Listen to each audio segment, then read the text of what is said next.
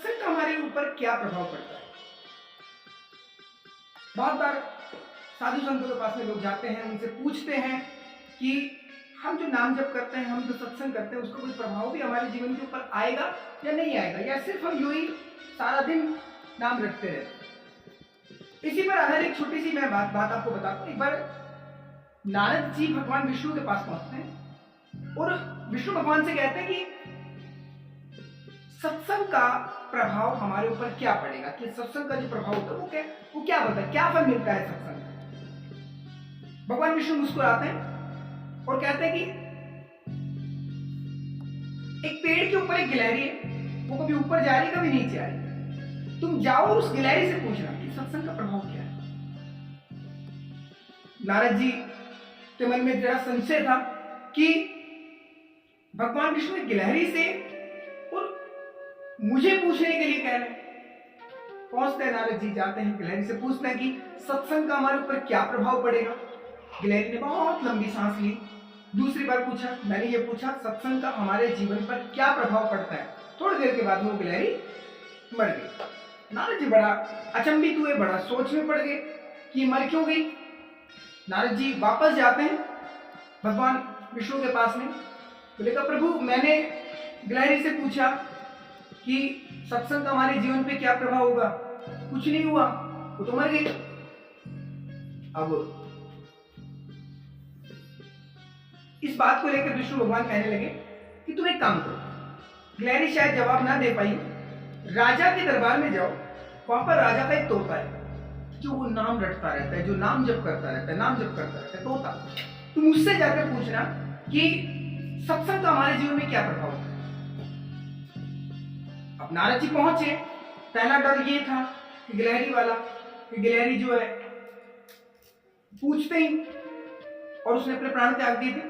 तोते के पास में गया, जाके कहने लगे कि नाम जप का हमारे जीवन में, सत्संग का हमारे जीवन में क्या प्रभाव पड़ता है, क्या असर होता है, क्या फल मिलता है। अब तोते ने बहुत गहरी सांस ली, नारद जी समझ गए यहां पर भी वही होने वाला है। एक बार और पूछा जैसे नारद जी ने, वो तोता भी मुक्त हो गया। अब नारद जी बहुत डरे से, सहमे से वापस विष्णु भगवान के पास जाते हैं और कहते हैं कि प्रभु आज आपने मुझे को अच्छे संशय में डाल दिया कि मैंने पहले गिलहरी से पूछा तो गिलहरी मर गई, मैंने दोबारा तोते से पूछा तो तोता भी मर गया। ये आखिर है क्या? सत्संग का प्रभाव, सिर्फ पूछने पर व्यक्ति मर रहे हैं, तो सत्संग का प्रभाव क्या होगा?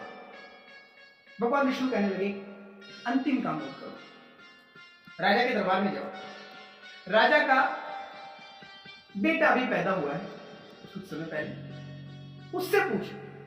नारद जी के पसीने आ गए जैसे ये कहा कि गिलहरी मर गई, उसका कोई पूछने वाला नहीं था, तोता मर गया, उसका कोई पूछने वाला नहीं था, वो क्यों मरा।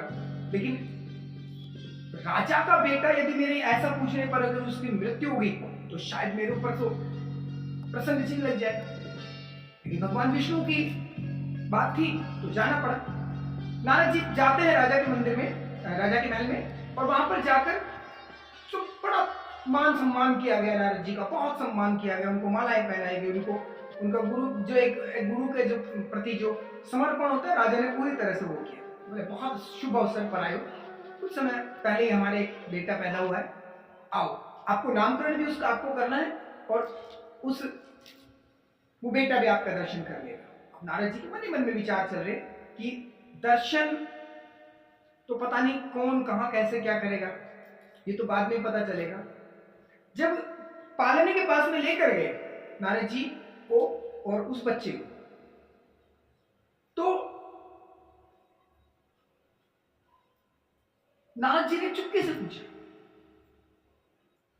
भगवान विष्णु की आज्ञा हुई है कि मैं आपसे ये प्रश्न पूछूं कि सत्संग का हमारे जीवन में, नाम जप का हमारे जीवन में क्या प्रभाव पड़ता है। वो बच्चा मुस्कुराया, मुस्कुराते नारद जी भी मुस्कुराए। चलो यहां पर वो स्थिति नहीं है। अब वो बच्चा कहता है कि देव ऋषि नारद को मेरा सबसे पहले तो प्रणाम। सत्संग का प्रभाव मैं बताता हूं क्या होता है। मैं सबसे पहले जन्म में गिलहरी था, खूब नाम जप करता था, लेकिन जैसे ही मुझे आपके दर्शन हुए, जैसे आप आए मेरे से पूछ रहे के लिए कि सत्संग का क्या प्रभाव होता है, मेरी मृत्यु हो गई। और जो पाप कटने थे मेरे बहुत लंबे समय तक, वो कुछ क्षण में सिर्फ आपके दर्शन से ही हो गए। आपके नारायण नारायण सुनते ही मेरी मुक्ति होगी। अगला जन्म मैंने तोते का था। जब मैं तोता बन के आया तो उस समय पर भी आप पहुंच गए मुझसे ये पूछने के लिए कि सत्संग का हमारे जीवन में क्या प्रभाव है। बस ऐसा पूछते ही वहां पर भी मेरी मुक्ति हो गई।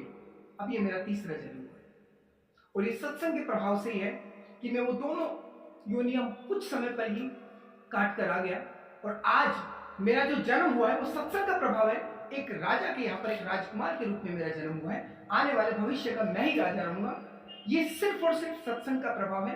किसी तरह का कोई मैंने शुभ कार्य नहीं किया होगा या मेरे द्वारा कोई भी ऐसा कार्य नहीं हुआ होगा जिससे मुझे ये सब चीजें मिले। सिर्फ और सिर्फ सत्संग का प्रभाव है। इसलिए खूब नाम जप कीजिए, अच्छा सत्संग कीजिए, भगवान के प्रति पूर्णतः आप समर्पित रहें और भगवान को मानते रहें, नाम जप करते रहें। राधे राधे।